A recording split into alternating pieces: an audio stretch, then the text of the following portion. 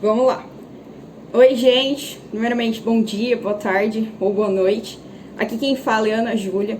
Eu sou aluna do curso de licenciatura em Ciências Biológicas da Universidade Federal de Mato Grosso e venho através deste vídeo por meio da disciplina de Instrumentação para o Ensino de Ciências e Biologia 3, em que a professora nos propôs a construir nosso próprio instrumento didático, o qual nos auxiliassem durante as aulas sobre genética ou evolução.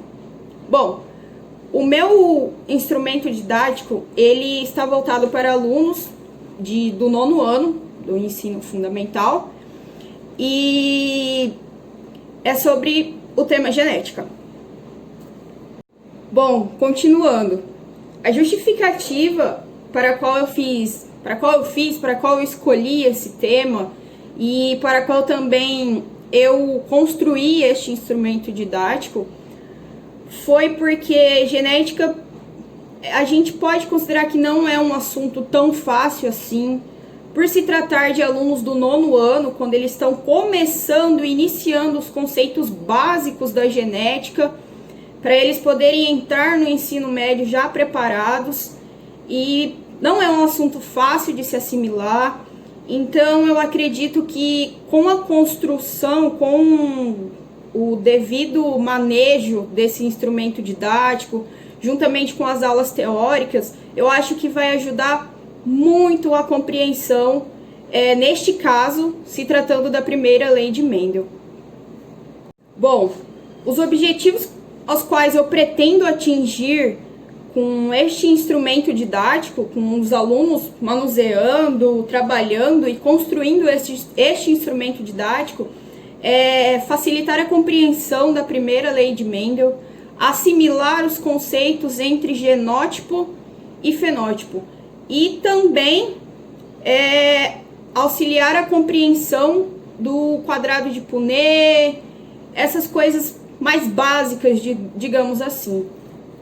Bom, a primeira lei de Mendel, dando uma rápida introdução, é quando o Mendel separou duas ervilhas puras, uma delas na coloração amarela e outra dela na coloração verde. Essa ervilha de coloração amarela, ela era uma ervilha homozigota dominante, ou seja, ela possuía dois alelos dominantes, o alelo azão e o alelo azão. Perfeito. No entanto, a ervilha verde, ela era uma ervilha pura, no entanto, ela possuía um genótipo recessivo perante a ervilha de coloração amarela, que era o genótipo azinho e azinho. Certo? Com isso, Mendel, cruzando essas duas ervilhas de genótipos puros, ambas homozigotas, uma dominante e a outra recessiva, ele obteve resultados de uma prole 100% híbrida.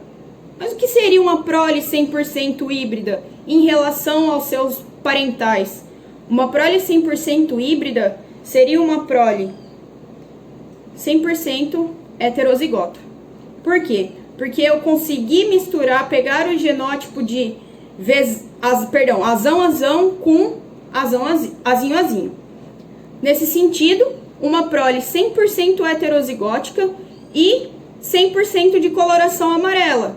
Ou seja, ela carrega o alelo do seu parental de coloração amarela, o azão, que é o dominante, por isso, justamente por esse fato, ele dominou sobre o verde em questão de coloração, e o alelo azinho. Nesse fato, juntou-se ambos,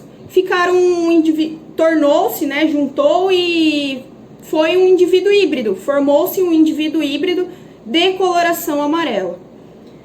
Em segundo lugar, Mendel percebeu essa mudança, essa predominância de coloração dos indivíduos híbridos de coloração amarela.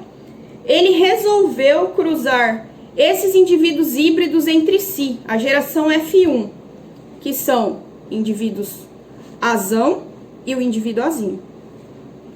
Justificando, ele tem a coloração amarela, mas ele carrega o alelo do seu parental, que é o azinho.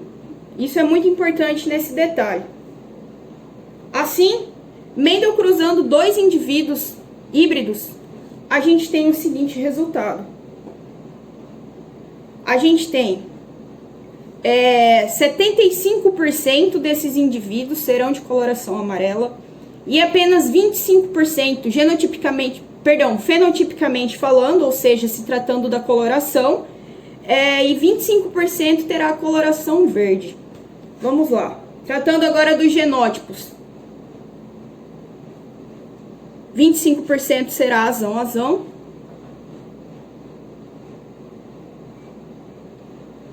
50% vai ser um indivíduo heterozigoto com a coloração amarela predominante, 50%. E os outros 25% vai ser aquela ervilha de coloração verde. Aí surgiu aquele padrão que a gente conhece bem, que é da proporção 3:1, ou seja, 3 indivíduos fenotipicamente de coloração amarela e apenas um indivíduo de coloração verde. Bom, vamos lá agora para o instrumento didático. Como havia dito anteriormente, este instrumento didático ele tem como por objetivo ajudar, auxiliar os alunos a compreensão dessa primeira lei de Mendel. Tanta palavra, genótipo, fenótipo, azão, azinho, azinho. Professor, o que é isso? Então, acredito que é um instrumento extremamente simples, como já havia falado. E eu acho que vai auxiliar bastante os alunos nesse quesito, na compreensão da primeira lei de Mendel. Dessa forma, os materiais utilizados, como eu já havia mostrado, massinha de modelar, coisa simples. Pode ser também da coloração que você quiser. Eu utilizei verde e amarelo devido a se associar à primeira lei de Mendel da coloração das ervilhas. Uma caixa de ovo, a gente precisa. Um canetão, para a gente poder fazer as marcações. E uma folha de sulfite, bem comumzinha, para ser como se fosse para auxiliar os alunos, mostrando que as bolinhas grandes, por exemplo, as bolinhas grandes amarelas representam o azão, as bolinhas grandes verdes representam o alelo azão também, as bolinhas pequenas verdes representam o alelo azinho, as bolinhas pequenas amarelas representam um azinho também. Na construção, na elaboração do instrumento, com a caixa de ovo, primeiramente, a gente faz essa marcação na primeira linha aqui em cima, que aqui, em tese, vão representar os indivíduos parentais, que é o começo do experimento, quando Mendel utiliza as duas ervilhas puras, uma de genótipo azão, outra de genótipo azinho, respectivamente a amarela e a verde. Assim, para a gente poder separar as duas gerações, a geração F1 da geração F2, que é o cruzamento dos indivíduos híbridos, a gente faz essa marcação aqui, com os pontinhos, na primeira, segunda, terceira, quarta casa da caixa de ovo, vai até o final, e na primeira, segunda, terceira, quarta casa também da caixa de ovo, a gente faz esses pontinhos de separação uma das outras.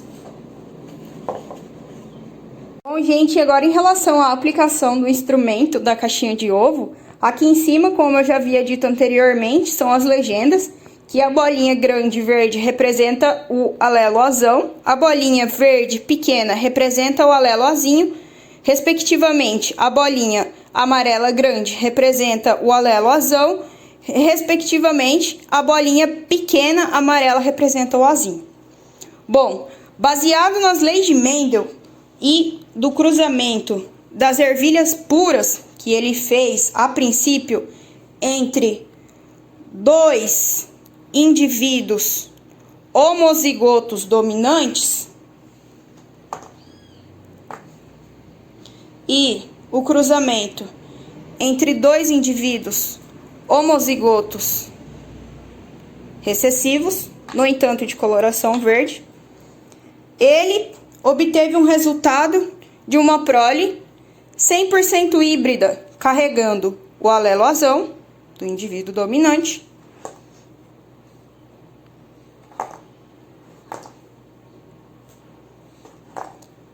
e, não menos importante, o alelo azinho.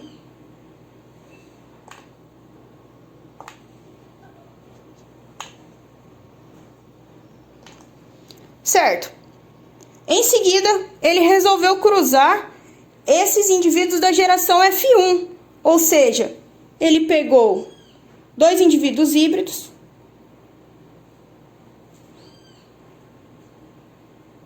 da coloração amarela, com alelo azão e com alelo azinho, que é a bolinha verde pequena. Aqui, o outro indivíduo. Aqui. O cruzamento desses dois indivíduos, bolinha amarela com bolinha amarela, resulta em duas bolinhas amarelas. Bolinha amarela grande com bolinha verde grande, resulta em uma bolinha grande com uma bolinha verde pequena. Outra vez, bolinha grande amarela com bolinha verde do tamanho pequeno, resulta em bolinha verde, em bolinha amarela grande e bolinha verde pequena. Por último, o cruzamento entre duas bolinhas verdes resultam em duas bolinhas verdes. Dessa forma, como resultado, a gente tem um indivíduo homozigoto dominante de genótipo azão-azão, um indivíduo heterozigoto com genótipo, obviamente, azão-azinho, um indivíduo heterozigoto, outro indivíduo heterozigoto também de genótipo azão-azinho, ou seja, dois indivíduos heterozigotos, e um indivíduo homozigoto recessivo, que é o cruzamento das duas bolinhas verdes pequenas, ou seja, o azinho-azinho. Dessa forma, aqui surgiu a proporção 3:1, ou seja, 3 ervilhas fenotipicamente de coloração amarela e uma ervilha fenotipicamente de coloração verde. Bom, gente, o instrumento didático foi isso. Eu espero muito que consiga futuramente ajudar os alunos na compreensão da primeira lei de Mendel, os alunos do 9º ano, será aplicado com alunos do 9º ano. E foi isso, é um instrumento extremamente simples, é possível a gente fazer ele, os alunos também podem fazer ele em casa para poder estudar de uma forma mais lúdica, mais, entre aspas, divertida, né? Do que você pegar, só jogar as letras lá no quadro, azão-azão com azão-azinho, qual que é o resultado? Qual que é a prole? Azão-azão com azinho-azinho, o que dá? O que acontece com isso? O que são essas letras? E, enfim, assim também com ele, com este instrumento, a gente retoma conceitos básicos de alelo, e como eu havia dito anteriormente também, da relação do genótipo e do fenótipo. Continuando, é um instrumento extremamente simples. E é isso. Muito obrigada a todos. E é isso. Obrigada.